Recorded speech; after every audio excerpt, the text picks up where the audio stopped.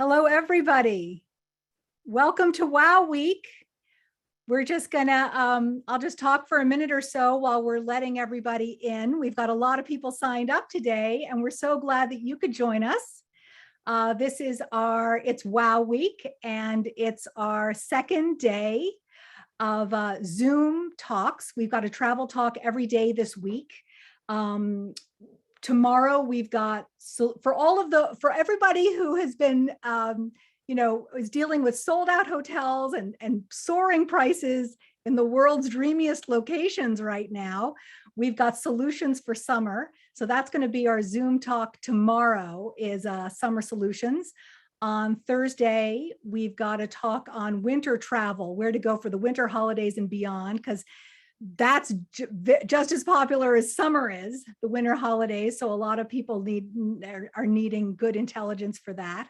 And then on Friday, we've got our talk on how to get the best airline flights, seats, airfares. Can anybody find an affordable airfare anywhere in the world right now? We're going to help you do that, and that's going to be on Friday.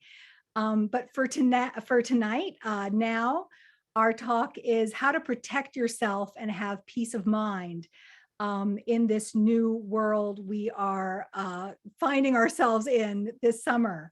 So again, for all of you who just joined us, welcome to Wow Week, which is our annual virtual get-together where we share the intel for smart travel this year.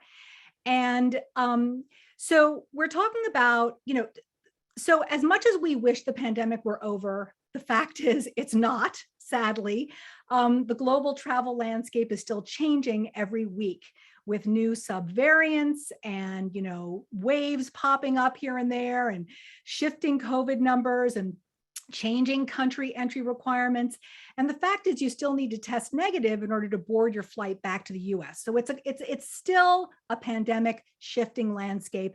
And so we have gathered together experts here today to help us, navigate that landscape and stay safe and get home when we want to and in one piece. So first, let me just introduce the people on the team here on the WendyPerrin.com team. Billy Cohen is our content director and director of digital strategy. Billy, do you want to just say hi? Hey, everyone. It's good to have you back again. I wanted to let you guys know, as Wendy mentioned, we have talks every day this week at 6 p.m. Eastern, and you can see the whole schedule on our website, and you can RSVP for each of the talks there. And I also wanted to let everyone know that throughout the pandemic, we've been covering a lot of these questions and concerns that our readers have been asking most about. And we've collected all of that information, and we'll continue to collect that information based on these talks in a section on our site called the COVID Trip Solutions section. And you can find that in the black navigation bar on the top of the site on every page, so that you can click through and find everything that we've talked about, how to get a quick COVID test for travel, tips for an easy return to the US when you have to get a test, and the list of countries that are open to US travelers and how to get in. That Brooke updates every day. So you can look there if you don't catch anything. But I'm going to be dropping some links into the chat box throughout the talk, if that's helpful. And then the last piece of business is, if you have questions, put them in the Q&A box rather than the chat box, because that's where we'll be monitoring, and that's where we'll pull from during the Q&A section of the talk. So thanks. Thank you, Billy. And now I want to introduce Brooke. Well, she needs no introduction. Brooke Wilkinson, who so many of you know already because she is answering your travel questions all day long. She is also our person who has been monitoring this pandemic from the start, updating and pulling together all of our many lists of which countries are open and how to get in and what you'll find there. She is also our resident expert on travel emergency assistance and insurance and health issues. And so she is going to be leading the charge here today. Brooke, Take it away. Thanks, Wendy. Yeah, and I've also traveled internationally, gosh, 3 times now during the pandemic, and so far have not gotten COVID. So not to say I know all the strategies, but I'm happy to share what's worked for me so far. So as Wendy mentioned, our topic this evening is how to protect yourself. And we've brought together experts in 3 different fields to guide you through the decisions that will give you the peace of mind you need to take your next trip. One of our panelists is having trouble logging on, so hopefully he can join us later, but I'll introduce you to the panelists we have so far. We have Stan Sandberg, founder of TravelInsurance.com. I've turned on many travelers to the site and they love how it works. You input your trip dates, the trip cost, your age, and other variables, and the site generates a side-by-side comparison of insurance policies that best fit your needs. And we have Sherry Howell of MedJet, which is a medical transport and travel security membership program. Wendy, do you want to just say a few things about MedJet? Yes, I would. Sorry, I'm like on text trying to get Dr. Trish here. I just do want to say that I want to thank MedJet very much for their generous sponsorship of Wow Week. MedJet is an emergency travel assistance membership program that provides medical, air transport, and crisis response. They transport for COVID globally. I personally have had a MedJet family membership ever since the kids were babies. And it not only does it make it possible for us to travel with peace of mind, MedJet also makes it possible for me and Brooke and the rest of the team to answer your travel questions all the time. So we should all be thanking them very much. Thank you, MedJet. Yeah, so thank you, Sherry and Stan, for spending your time with us this evening. I'd like to start off talking about insuring your trip. Generally speaking, a comprehensive travel insurance policy will reimburse you if you need to cancel or interrupt your trip, or if you incur any medical expenses while you're traveling. Those are the major categories that travel insurance covers. We got a lot of questions from you in the audience as you were signing up for this Zoom. And first I want to say that a lot of those questions are answered in some of the articles we've written about travel insurance. Billy will put some links in the chat about that. But then Stan, I'd love to talk to you about what you're seeing in travel insurance these days. First, I'd love to know, what are the most common reasons why travelers are filing insurance claims these days? Is it, I imagine many people think that it's all about COVID. Is that actually what's happening, or is it something else? Well, first of all, let me just thank you very much, Wendy and Brooke, for having me back. The last year's panel was really interesting. We got some great questions, and I'm anticipating some great questions today. So I'm very happy to be here. To answer your question, Brooke, probably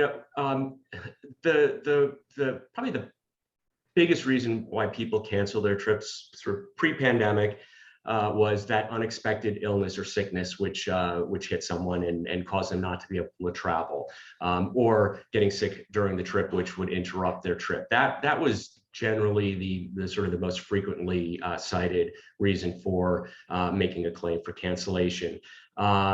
And so what we've seen, obviously, during the pandemic, the biggest category of cancellations are stemming from COVID, whether that's getting sick and not being able to travel, testing positive and having a travel disruption that way. And so it hasn't changed very much. It's just the nature of the sickness has changed to really be predominantly COVID related. And I think it's important to realize, like, early on in the pandemic, many travel insurance carriers had this sort of generic or general exclusion for a pandemic or epidemic, which of course would have been very problematic when the full extent of COVID became clear. And the travel insurance companies, the underwriters, the insurance carriers themselves ended up very quickly realizing they had to waive that generic exclusion. So the standard sort of approach today is for a travel insurance company to treat COVID like any other sickness or illness defined in the plan. So whatever coverage you might have for getting sick, COVID would be considered, quote unquote, getting sick. Okay. So if you get sick, whether with COVID or something else before your trip, you can cancel and get reimbursed. And if you get sick, whether it be COVID or another illness during your trip, your medical expenses will be covered. That's generally true with insurance policies. Yes. Yes. So these days, a lot of travelers have some immunity due to vaccination, past infection, or a combination of the two. And the travelers we're hearing from are not so worried these days about getting sick the way we all were early on in the pandemic, getting seriously ill, but about getting stuck in a foreign country. Are there policies that will cover quarantine costs if you end up, stuck in a hotel at the end of your trip and not able to come back to the U.S.? Yeah, that might be the most sort of asked question that we've gotten in the last couple of months. And the answer is yes. In fact, there are plans that will cover that. Now, there's a sort of a wide range of plans. Typically, that coverage is included in the trip delay or travel delay benefit. And you can see travel delay benefits ranging from $500 on the low end up to $2,000 on the high end, with some carriers who are now giving the option to upgrade to $5,000 of coverage or $7,000 of coverage. And so it's important to look at the travel delay coverage when you're looking at a plan to make sure that it actually will provide enough of a benefit. Now, that number that I just gave you is a coverage limit, which means that would be the most that you would be reimbursed. So for $2,000, if it's 10 days of extra hotel, you couldn't exceed more than $200 a day. And it's important to also note that the benefit itself is also subject to like a cap, a per day cap. So if it's a $2,000 benefit, you might be subject to that $150 or $200 a day cap.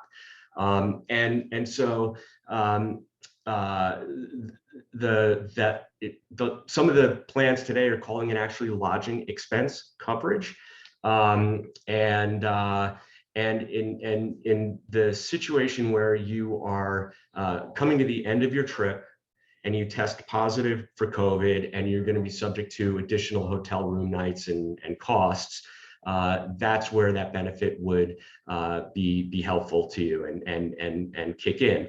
But one sort of general caveat, and I'm going to kind of pepper tonight's conversation with a lot of caveats and sort of like, buyer beware here. The testing positive with a self-test at-home kit is not going to be enough. You're going to need to be tested positive by a doctor, and then that doctor is going to need to produce a letter which says you're positive and that you can't travel.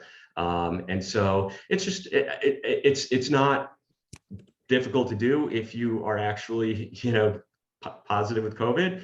It just requires a little bit of paperwork. You can't just sort of wing it and say, I did it myself. I'm, Send them a photo of your lollipop COVID test. Exactly. Yeah. So there's, just, and with all of these things, whenever anyone, an insured has a question, they can contact either WendyPerrin.com or the carrier or the issuer of the insurance.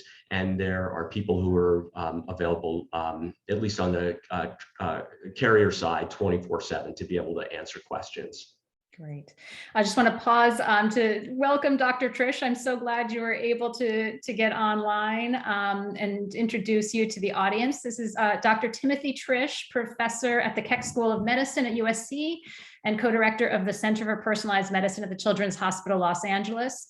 We invited Dr. Trish today, not just for his medical expertise, but because he's also a passionate traveler, most recently back from a stargazing trip to Southwest Texas last week. So, indeed. Thank you. I'm sorry for the problem getting online. I don't know why in the world it had me listed as a participant, and somehow or another I just got upgraded. So I'm glad I'm finally able to join. Thank you. Well, we're grateful to have you here. Sure. So I'll continue with Stan for the moment, and we'll come back to you in a bit, Dr. Trish. Okay, so can you talk a bit, Stan, about timing for insurance? It's so essential to time the purchase of your insurance policy correctly. What should Yeah. people when should they be thinking about buying insurance? Okay, I mean, this might sound a little self-serving, but the honest answer is that as soon as you plunk down any money towards a trip, especially if it's a non-refundable payment, or you want to actually buy your insurance right at that point. You don't want to sit on it and wait. And that's for a couple of reasons. Probably the most important one, and one that's overlooked a lot, is a provision in most travel insurance plans called a pre-existing condition exclusion waiver. This means that as a starting point, travel insurance is not going to pay by default a loss which comes either directly or indirectly from a pre-existing condition, unless you purchase that plan within a pretty strict time frame or window from the day you made that initial trip payment. And that window can range from 7 days to 21 days. So as long as you're purchasing your insurance within that window, the plans that offer this are going to waive that exclusion. In other words, it doesn't matter whether you've had a pre-existing condition or not, and it doesn't matter whether that is a reason which causes you to have to cancel. As long as that waiver is in place because you purchased early enough, you're okay. So that's one of the driving factors. And I think the other important factor is that you want to purchase your insurance to lock it in early enough so that you're not scrambling because you sat on it, you decided not to do it, and then you actually see that there's a hurricane coming in to your destination. So you kind of scramble and you think maybe I can buy insurance at that point. But unfortunately, at that point, it's too late. So to the extent that you haven't bought insurance and then something happens which would constitute a reason to cancel or disrupt your trip, it's probably too late to actually buy the insurance to protect against that event. So again, plan ahead, buy it early, and you're covered. If you don't buy it and something happens, you can't buy it. It would be like trying to buy car insurance after you've had the accident. It's not going to happen. Now, we hear from some travelers who maybe haven't prepaid much for their trip, and they're really just worried about if something goes wrong, something happens medically to them during their trip. They want coverage. They know that their home health insurance policy isn't going to cover them outside the US, but they're not worried that they don't have big hotel costs or trip costs ahead of time, so they don't need cancellation coverage. Is there an option for them? Absolutely. In fact, there's a pretty large universe of options. Call it between maybe 6 to 10 different insurance carriers who offer basically international medical plans. And so these plans are not going to have a trip cancellation component. They're going to have basically health and some emergency services features. And so really one of the big differences is those plans have options that allow you to purchase for up to $250,000 of coverage, $500,000 of coverage. Some plans will give you $1 million of medical coverage, whereas in the trip cancellation plans, the medical expenses typically at the high end, $250,000 of coverage. But aside from the numbers, we see a lot of people who buy the international travel plans because you can buy them for extended travel, 3 months, 6 months worth of travel. You can do it for short term, and it does actually include many of the plans will include some benefits like a small portion of trip interruption coverage. It may have security coverage, and so it's not just strictly medical. And if I can just do a 2-second plug, as you introduced me as the co-founder of WendyPerrin.com. That website is where we have our trip cancellation plans, and for U.S. Permanent residents or citizens who want trip cancellation, they could come to WendyPerrin.com. If you are looking strictly for a international travel medical plan, we have a sister site at medical.travelinsurance.com. And there we have a similar shopping experience, except you're gonna just have options for international travel medical. And we do a lot of our customer base is outside the United States, and that's people buying inbound or J2 visa coverage and the like. So, but it's a popular option, and we are seeing a lot of people going that route. Very interesting. One other thing that's gotten more attention during the pandemic is a cancel for any reason policy. These are sometimes called CFAR policies. Yep. They come with a lot of caveats. So what's your take on the extra costs and the caveats of a CFAR policy? It's a personal decision because it is quite a bit more expensive to buy a plan that offers the cancel for any reason option. And just as a note, it's typically sold as an optional upgrade to a standard plan. And typically, again, you'll see the more premium plans offer that as an optional upgrade. And so it's more expensive, but we've seen a lot more uptake on it over the last year. The pandemic certainly has driven people to consider it.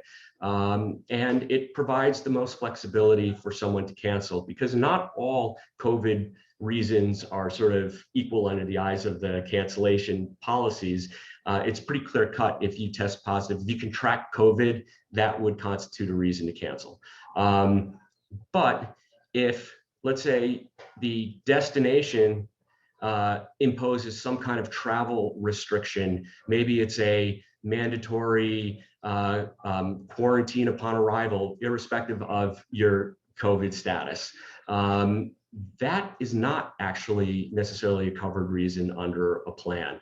A country shutting down its borders, that is not typically a standard covered reason under a plan. So at least in those two examples, having a cancel for any reason policy would give you the flexibility to cancel it. And then, probably the biggest way to sort of get peace of mind is if with a cancel for any reason plan, you can cancel it if you just wake up and you don't want to go to the destination because you're afraid, or you have some anxiety over the traveling, or you don't want to get on an airplane. And so with that policy, you can pull the plug and cancel that trip. Now, again, you've made a good point. There are some caveats. The reimbursement under a cancel for any reason plan is typically 75% of your trip costs. You're not going to get 100% back, but you can get 75% back. Some offer a more affordable option for cancel for any reason, and they reimburse up to 50% of your trip costs. And then the other important thing to note is that if you were to cancel under a cancel for any reason provision, you would need to do it outside of the 48-hour window from your departure date. So put differently, if you are within 2 days of your departure date, you can't cancel with a CFAR provision. You can cancel under the standard covered reasons in the plan, but not under the cancel for any reason. If you are more than 48 hours prior to your departure date, then you can cancel with the CFAR. Right. Okay. Well, thank you. Dr. Trish, I'm going to turn to you now. As Wendy said at the beginning of the hour, we all wish we could be done with COVID, but it's not done with us. And as you and I emailed the last few days, you told me that you think COVID is likely going endemic. In other words, it will always be out there. The difference now that I see is that we have a lot more tools to deal with it. That's the good news, that, compared to 2 years ago. Obviously, one major tool is immunity, which most of us have through vaccination, past infection, or a combination. But I'd love to know what else is in your travel toolkit. Masks are one big thing. Many people may have heard the news that they're no longer required on US flights or in most US airports. And on international flights, it will depend on the rules of your arrival country and the airline's policies. Dr. Trish, will you still be wearing masks when you fly, even if it's not required? For myself, yes, I do believe that for the most part, certainly for long haul flights, and certainly when not eating or drinking on the airplane, it's just a prudent thing to do, because consider this whole, as you said, this is becoming endemic. We all know that. It's not going to go away. Coronaviruses, of which this is just one, have always been out there and always will be out there. It's just another flavor of coronavirus that's a particularly nasty one. And coronaviruses don't go away. They're out there, and the relative frequency varies by season, and the severity depends on the particular type of coronavirus. But wearing a mask will prevent infection, or at least vastly diminish the risk of infection from any of these upper respiratory illnesses. I remind you that's true of influenza as well, which is another nasty bug we don't really like. So a prudent person, if you'd like to not get sick while traveling, you might want to, in high-risk settings, wear a mask. But if you're going to wear a mask, I would also emphasize that the vast majority of the masks out there are probably not terribly protective. Some variation on an N95 or KN95 is probably by far the best thing to do. And the designs have gotten better. It's easier to breathe through many of the newer models, and not particularly uncomfortable. And another point I would make, if you're going to wear such a mask, which I do think is a good idea if you want to reduce your risk, is it has to fit. And many people put masks on and they don't even cover their nose. That's obviously a very bad idea. But even if it does cover your nose, if you can feel air squirting out between your nose up to your eyes as you exhale, it's not going to do you much good, because when you inhale, it's going to come back through those same slots. And so you want to make sure it's snugly fitting, and that is at least of a caliber of an N95, in which case you'll have a great deal of protection and hopefully some peace of mind. I emphasize, though, that this depends on where you are and the environment in which you find yourself. An airplane, by definition, is a closed environment, and you can't guarantee there's nobody on that plane that's not shedding virus. So, as a precaution, that doesn't hurt, particularly if you have comorbidities, a suppressed immune system, or other factors, or not vaccinated. These would potentially put you in a position of being at high risk for a very unpleasant case of COVID. The vast majority of people with the current strain are not going to have a particularly severe disease.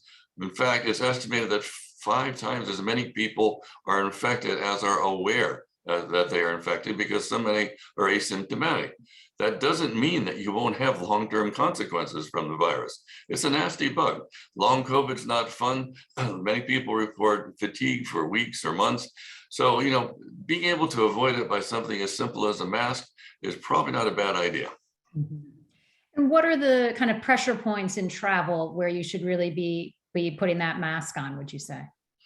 I think, in general, it's a matter of exposure to how many people. It's like roulette. How many people are around you, and what are the odds that nobody in that group has shedding virus? As the numbers go up, the probability that someone is shedding virus goes up with it. So, and if you're in a closed environment where there's poor circulation, that same contaminated air is going to recirculate over and over again. So, eating inside in a closed, intimate restaurant packed with people, that's probably not your best choice, particularly if it's in a lovely country that happens to be in the middle of a surge of COVID cases. Not a good idea. Eating outside, remaining outside. When you go inside, hopefully in low density, settings where there are not a lot of people around, are all, I think, much better choices if you can possibly do that. And most people at present, I think, would actually mostly feel comfortable not wearing a mask in a setting like that. But it's very much a personal decision. And also, what do you know about the people around you? If you're surrounded by a lot of people who have just tested negative, or have been vaccinated and all of that, your risk is very low. For example, you mentioned the star party I just went to. One of the requirements for the star party was you had to provide evidence that you were negative. You'd either been vaccinated or you had a negative PCR test within 72 hours of arrival. And for the most part, everybody was outside, obviously. No one was wearing a mask. On the other hand, the dining hall, different story. That was indoors, a lot of people, and a lot of people were wearing masks just to be safe. So I think it really comes down to, just common sense. Consider that this disease is spread by people who are shedding virus and exhaling in your vicinity. 6, 10, 12 feet is kind of a danger zone. If you can avoid that, you probably don't need a mask. If you can't avoid that, you might want to be prudent.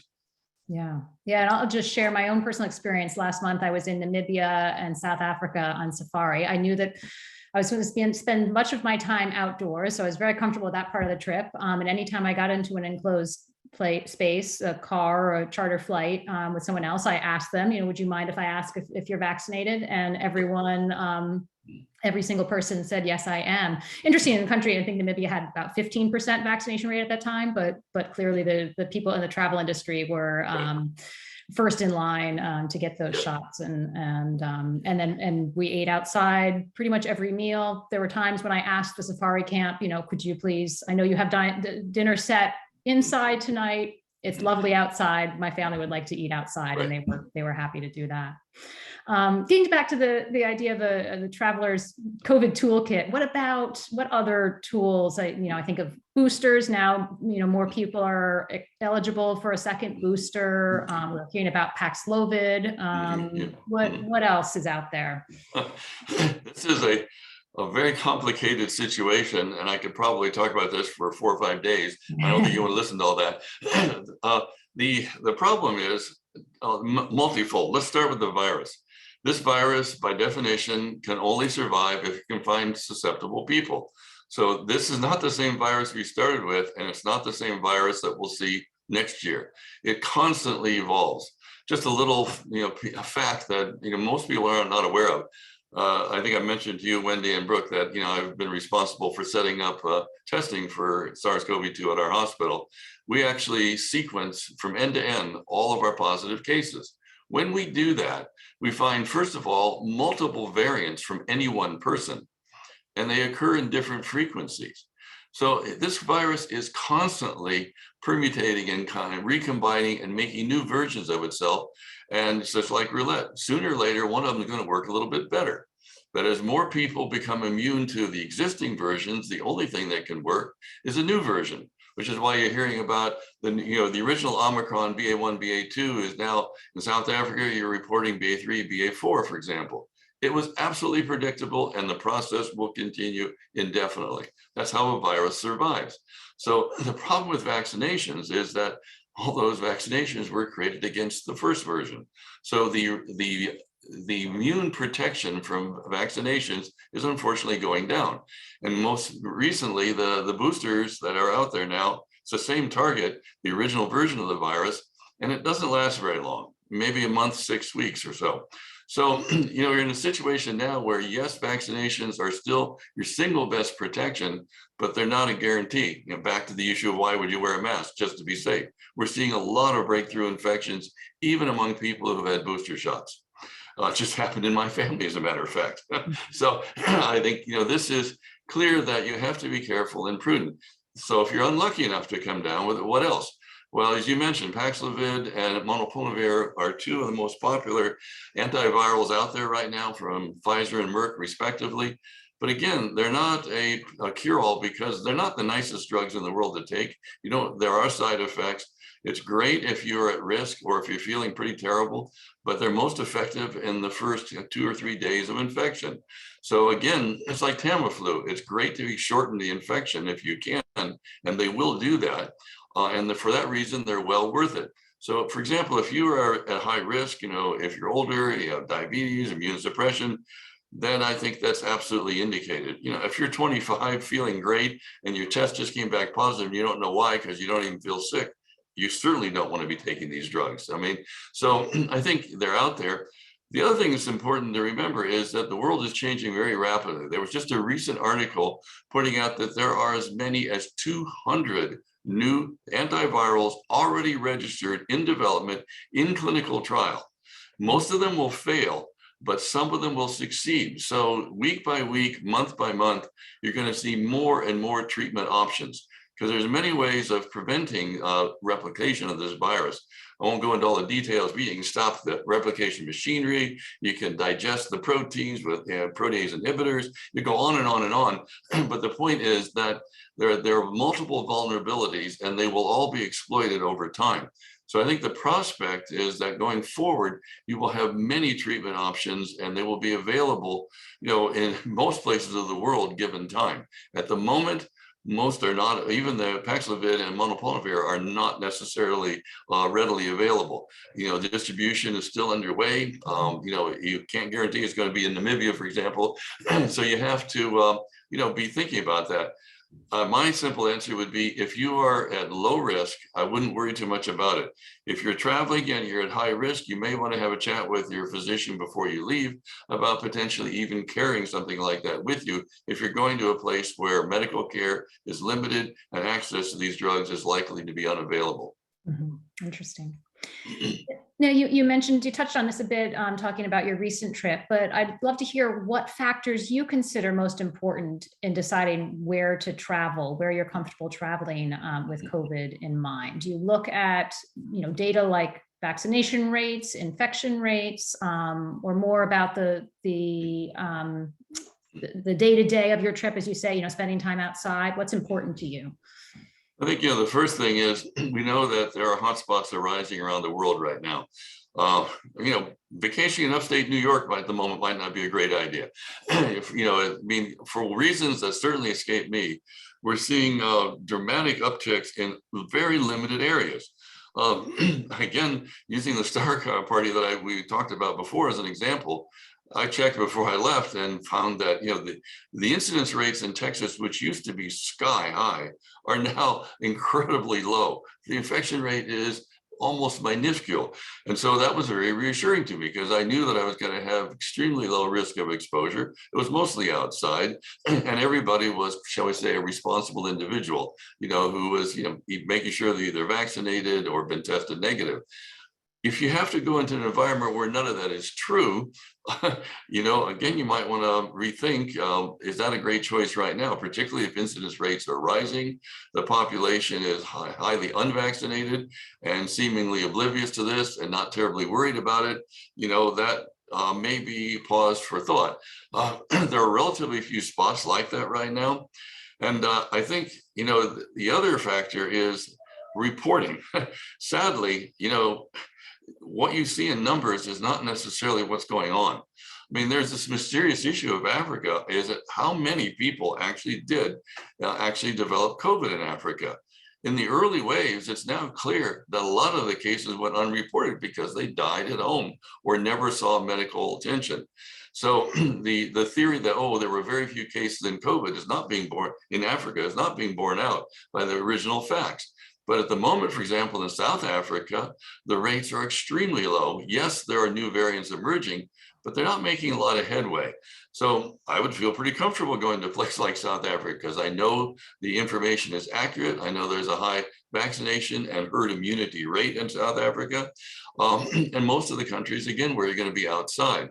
So it's a matter of factoring in all of these things, I think, and making a decision about what you personally feel comfortable with, given your personal circumstances. If you're a healthy individual, you probably don't have a lot to worry about, because thank heavens, this virus is doing what so many viruses do. Yeah, this happened with the original SARS too, by the way. The initial infections had an extraordinarily high fatality rate. I mean, basically, it was a pretty scary disease. But as it evolved over time, it became less and less virulent. The same exact thing is happening with SARS-CoV-2. We all know that hospitalization rates are generally going down, while infection rates have even gone up. And so, the death rate is particularly unaffected. It's very rare to see death rates going up, because this is a less virulent form. And that also could influence your thinking, because, if you're willing to take a little risk, knowing that you're not going to die from this, you might consider other places. But I would caution you that there's one thing about this virus that people still don't understand. I certainly don't understand. And this issue of long COVID and the fact that some people have a prolonged course, and it's not fun, and it is not necessarily correlated with how sick you feel. because it's an autoimmune type thing. Your immune system goes into high gear for unknown reasons, and it can stay with you for weeks or months. So if you can avoid COVID, whether you feel not so good and not so bad, it's still a better idea. Yeah. Well, it's good to have some good news about it finally. Sort of. Yeah. No, thank you, Dr. Trish. So now that course. we've heard about staying safe and about insuring yourself if something does go wrong, let's turn to Sherry and talk about getting you home if you do run into trouble during a trip. So Sherry, it's only since COVID that many of us have even thought about the idea of getting stuck outside the country. But MedJet has been thinking about this and planning for this for decades, and helping travelers in distress get back home. Can you explain first off what you do for your members? Sure. Thank you. Thank you for having us. It's an air medical transport and travel security membership program. And it is definitely, it's not a replacement for travel insurance. So always get the travel insurance. I call that the cake of your coverage. And even though most travel medical policies for travel insurance have medical evacuation coverage in them, some of them really high amounts, that coverage is intended to get you to the nearest hospital capable of treating you. So real life example, a couple went on a honeymoon to Fiji. The last night of the honeymoon, the guy dove off the hut, he broke his neck, they drag him out, they take him to the hospital in Fiji. They're like, this is a broken neck, we can't do this. And travel insurance medevaced him from that hospital in Fiji to a much higher level of care in Tahiti, where they were capable of surgically stabilizing him and then putting him in traction. Well, because he was in an acceptable facility and because he was, out of danger, but he was stuck in traction for a month, the travel insurance wasn't going to move him home. So the family raised, this is how I found out about it, the family was trying to raise $180,000 on GoFundMe to pay for the air ambulance to get him moved back home into his own, health insurance network, which typically has like higher limits than a travel policy would have. And his poor new bride, she didn't want to leave him, but they were, stuck in the hospital. She wasn't working, so they were kind of hemorrhaging cash. And eventually they raised enough money to get moved home by air ambulance. We have our membership program pays for that component of it. So if you're in a hospital in a foreign country, or actually anywhere 150 miles or more from your home, we move you to the hospital that you want to be in at home. So I always say travel insurance is the cake. Anybody who tries to, say, oh, will this replace travel insurance? We absolutely positively do not recommend that. It is the cake of your coverage for so many reasons. We're like the icing and the sprinkles. Our people want to be able to get home if they're sick and stuck in a hospital. They want to be able to be moved home just because they want to be able to be moved home, not medically necessary, or the facility is unacceptable, because what's acceptable to the insurance company may not be the level of care that you really want. You just want to go home. How's that? That sounds great. So Stan talked about how the travel insurance industry has adjusted and evolved to cover COVID. And how is that? What has been the evolution for your membership with COVID in the mix? Well, we were actually the first membership program of our kind in North America. So, we started 30 years ago. So of course we were the first ones to add coverage for like transport for COVID. It took us a little while. Obviously it was a very scary disease at first. And as the world, as people kind of got home and travel opened up a little bit, the Caribbean felt comfortable doing it, lots of sun, lots of outdoor stuff. We were actually able to source enough of the aircraft and properly trained crews and things to start adding transport for COVID. So if you landed in the hospital in the Caribbean, Costa Rica, Mexico or the Bahamas, we were able to do a transport just like we would do for any other illness or injury, which was nice. And then as each territory started to open, we were subsequently able to add more and more territories to that COVID coverage because we just kept finding more and more and more aircraft and properly trained crews to do so. And these days you'll evacuate a COVID Global. positive member from anywhere in the world, is that right? Yeah. Yeah. Domestic or international. And so all they need to be COVID positive and hospitalized, and you will bring them to their hospital of choice near home. Yeah. Now, what's the most common cause of evacuations for you these days? Is it COVID, or are there other things that used to be causing evacuations that are still the main reasons why people need this membership? Believe it or not, it's not COVID. I mean, we get a large volume of phone calls about from our members who have tested positive, but that's not part of the membership program. That you do have to be hospitalized. Right now, as with every year, I think last month it was just spring skiing. The snow gets soft, people want that last run in there, and we've been doing an enormous amount, as we do every year, of spring skiing, which is ironic because most people buy MedJet protection for this big international trip overseas, and then they end up wiping out skiing or slip and fall at a wedding a couple states away, and it can be just as disconcerting to be stuck in a hospital a couple states away as it is at home. So that we're very busy with skis right now.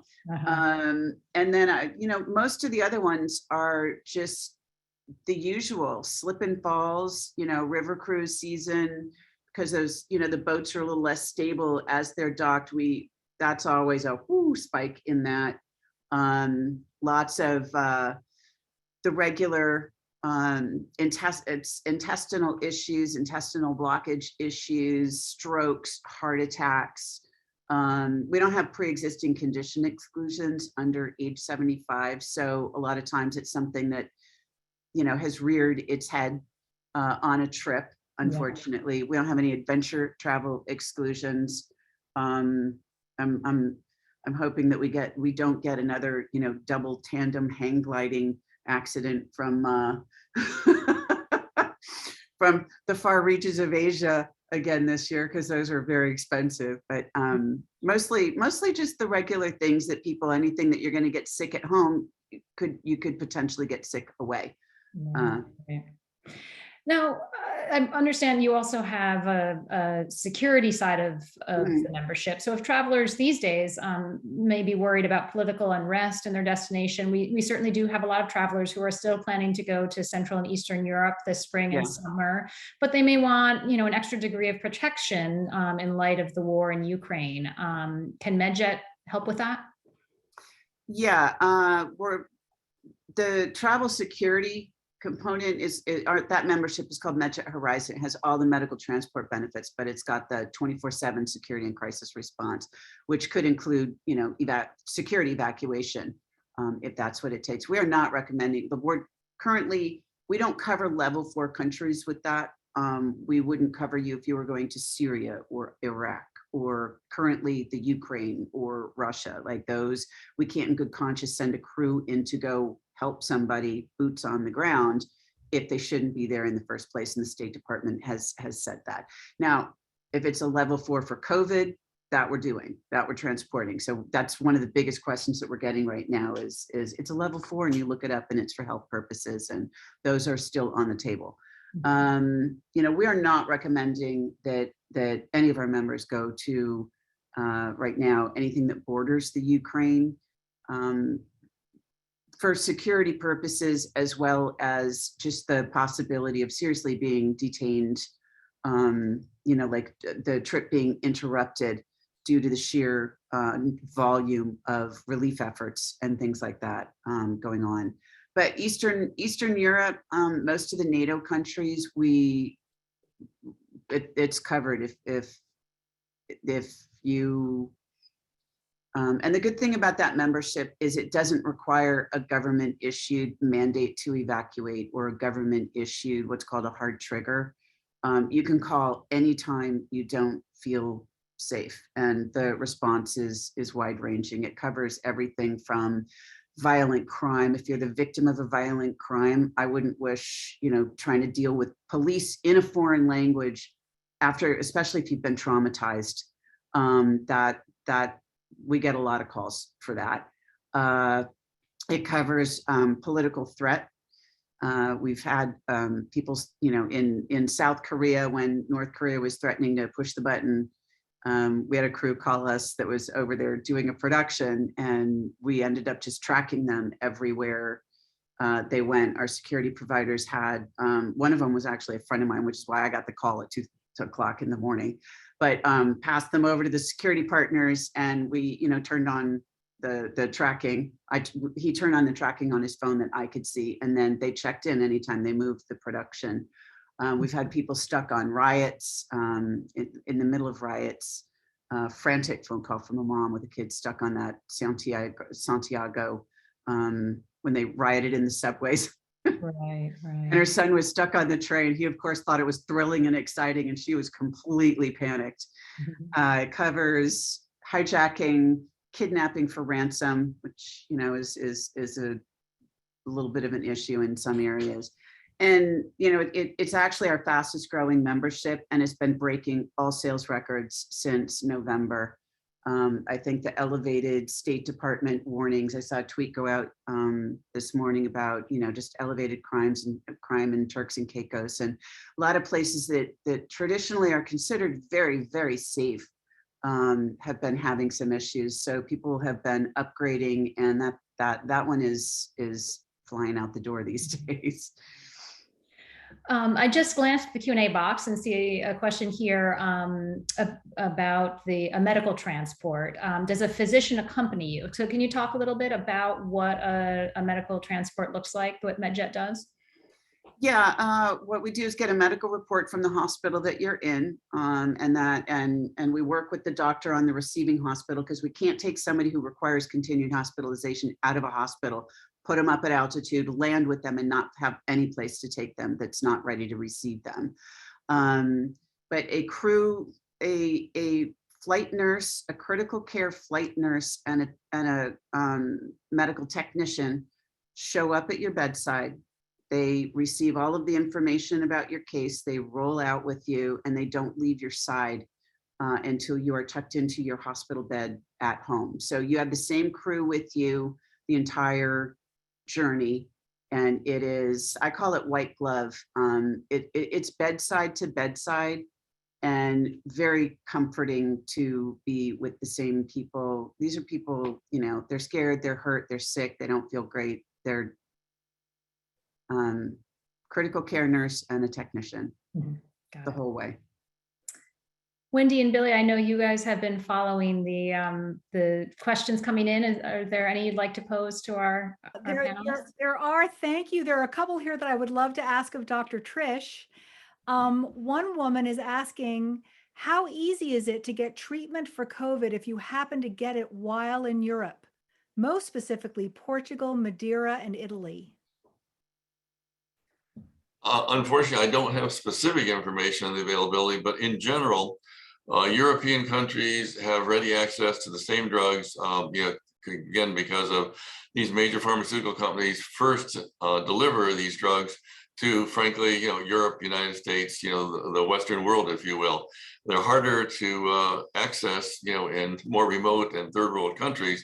But given the European Union and the broad availability of comparable healthcare throughout Europe, including places like Portugal, I would assume that one or another of these treatments are readily available. The issue will be, which treatment do you need and is appropriate for you?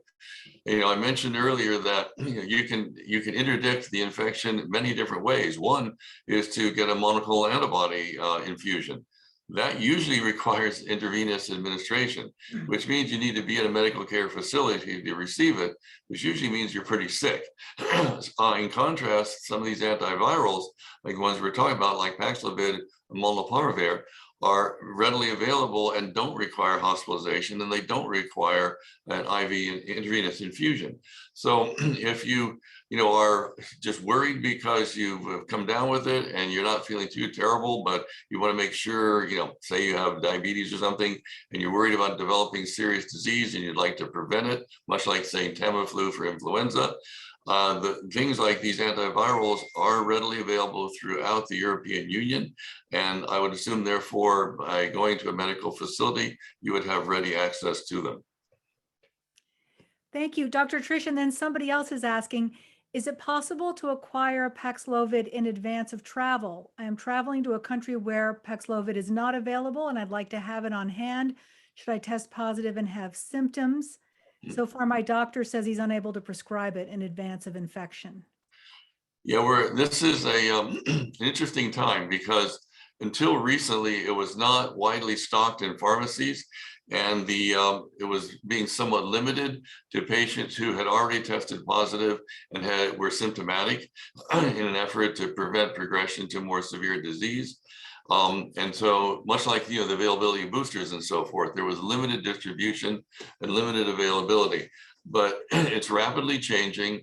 And in certain circumstances, yes, physicians are prescribing it, particularly for high-risk patients. And again, back to my earlier comment, if you're a perfectly healthy, young person with no risk factors and no comorbidities, it's not clear to me that you necessarily are going to actually even want to do this, because Paxlovid and molnupiravir are not benign. They're not like taking aspirin. There are side effects, and there are consequences. So you would want to assess that versus what is your actual risk. If, however, you're older, you have a comorbidity, I believe that many physicians at this point would prescribe the drug for you prior to your departure. Somebody else is asking, they're going to Botswana, South Africa in September. Do you think it's readily available in Cape Town? My PCP will not prescribe in advance of the trip. I think there's a very good chance it's going to be available, because almost all of the major pharmaceutical companies, even early on in the pandemic, for example, were making things like the various vaccine types were readily available in South Africa. And actually, Botswana and South Africa, actually work closely together. They were hit very, very hard in the pandemic. They've had many, many people infected, and they have, and they have a good, particularly South Africa, a very good medical care system. As a result, I think things like Paxlovid and even molnupiravir will be available in South Africa. I haven't personally checked, so I couldn't verify that, but based on historical precedent throughout this pandemic, I would be very surprised if they were not readily available. Great, thank you. Let's ask Stan. It's been a while since we've heard from you, so let's throw a couple of questions your way. Sure thing. So somebody is asking, when do you suggest we buy insurance if we are able to cancel our hotel reservations, and if our airfares are refundable, or go into airline credits or certificates, specifically for a trip to France in September? Well, that leaves you a little bit more flexibility in terms of timing. If you are still interested in the medical coverage, and well, let me put it to you this way: if you don't have a pre-existing condition that you're concerned about, and you don't have non-refundable prepaid trip costs that you'd be at a loss if you had to cancel, then you could purchase your insurance. You have more flexibility to purchase sort of closer to the date of departure.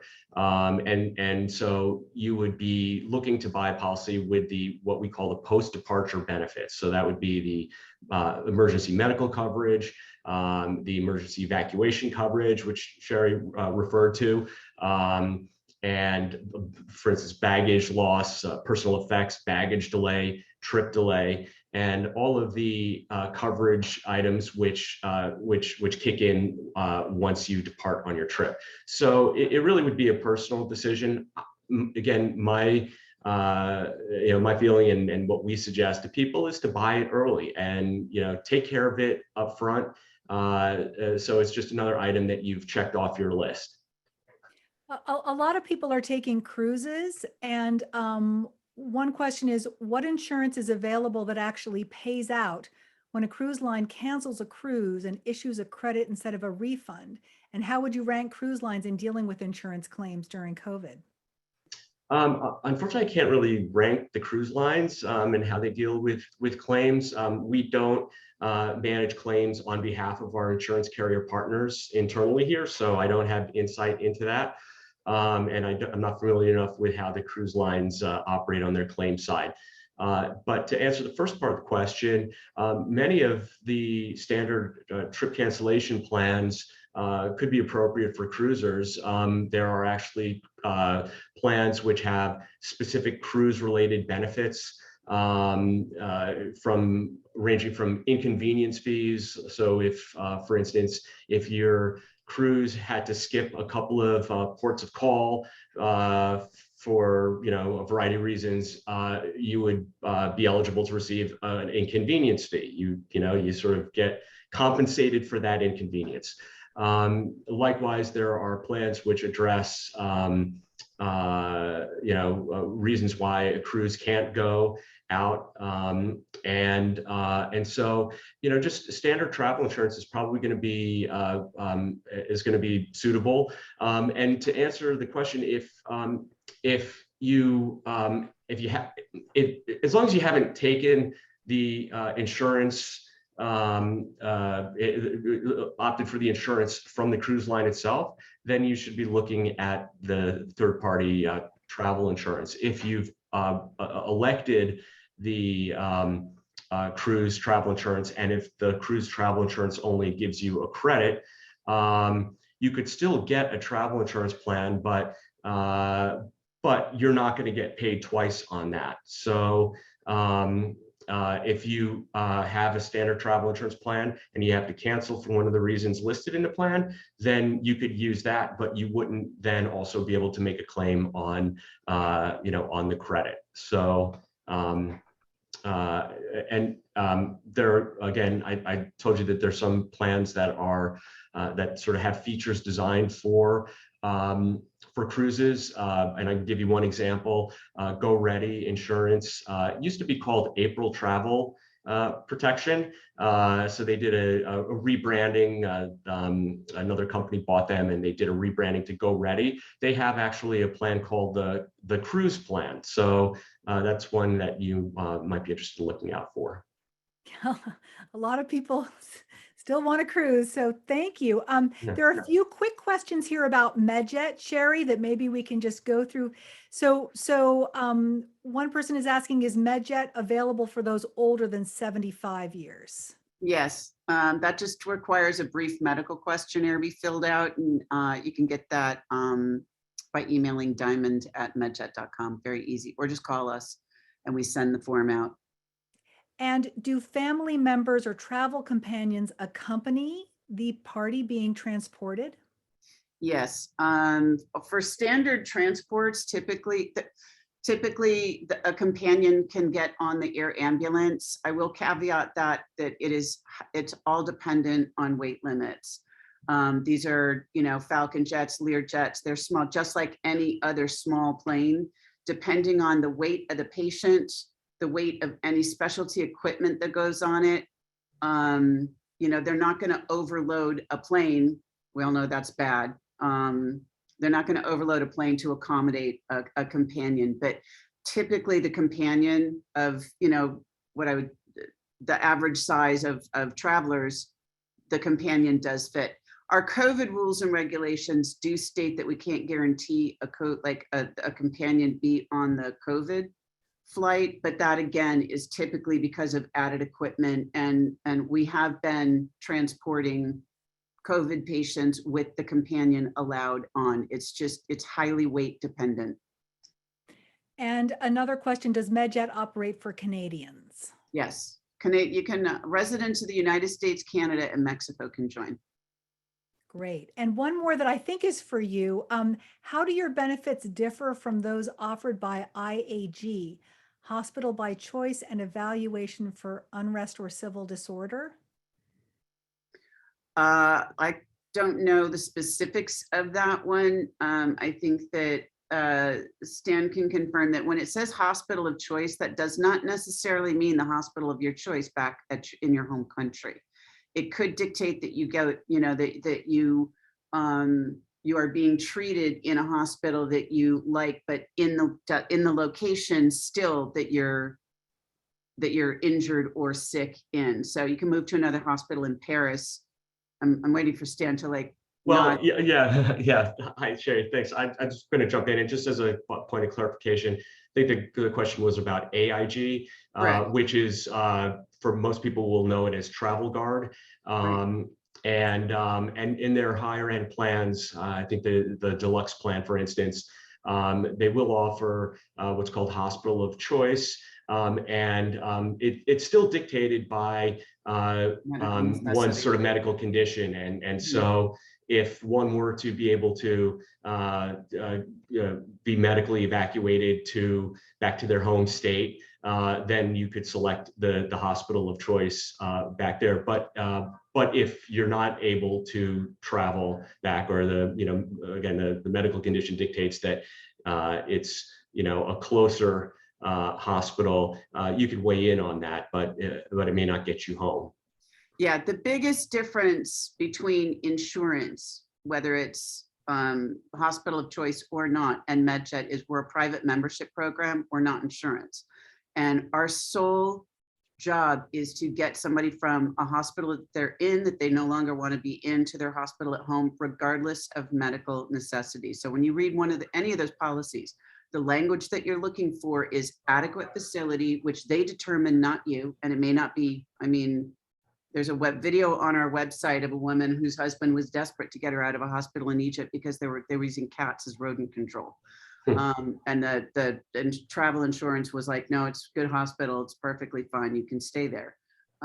So adequate facility, medical necessity, and what's the third one? Just those are the two really big ones. Yeah, and I want to just reiterate something that Sherry said. The travel insurance and the MedJet membership, they're not mutually exclusive. We know many of our customers will buy a membership. In fact, they'll buy it for, I think you get a membership for a year. It's not sort of short term, but yeah. You could do short term, but it's not specific to an individual trip. So you can get the membership and you have it in place. And then when you plan your trip, then you would buy the travel insurance. And, again, benefits are not going to be duplicated across the different plans, but nevertheless, you would have an extra level of sort of expertise and expert service from a MedJet on the evacuation piece that may be more inconsistent with the service provided by the travel insurance provider. And it's important to note that like with an AIG or an Allianz or a Generali plan, it's not they're hiring an outside company or a third-party company. Sometimes it's an internal company, but it's a different company that's going to handle a medical evacuation. And so I think, you want to make sure that if you're, God forbid, in that kind of a situation, that you have a team of experts who are regional experts who understand the hospital or the medical system in the country that you're in and know how to navigate it properly, and basically have someone as an advocate on your behalf, and basically helping you along the entire process. Yeah, the process that you control whether you go home or not. Yeah. Dr. Trish, what sort of advocate do you want to have there in your, I'll let you have the last word, because hopefully none of this will happen to any of us. We'll have lovely travels and we won't get sick. But do you have any final words for us, and sort of what would you want to have at your destination to feel good medically when you travel? Well, again, I want to emphasize that this is a very fluid situation. And, we all know that in certain parts of the world, the incidence is going up, and other parts of the world is going down. So, you really kind of have to be selective. But certainly what I would like to know is that I'm not walking into a new next wave of yet another variant of this virus, for which your existing immunity offers little or no protection. So, reading and being aware of what's going on where in the world. There are many, news sources like CDC COVID Tracker, World Odometer, covariance.org. All of these are global entities that will give you very precise information about what's going on where. And from that, you can make informed decisions that you feel comfortable with. And, I think it's gotten to the point now where everybody has to make a personal decision. You know your health, you know your relative risk tolerance, you know whether you've had COVID before, whether you ever want to get it again, you know whether or not you've been vaccinated and when, and whether or not you got a booster.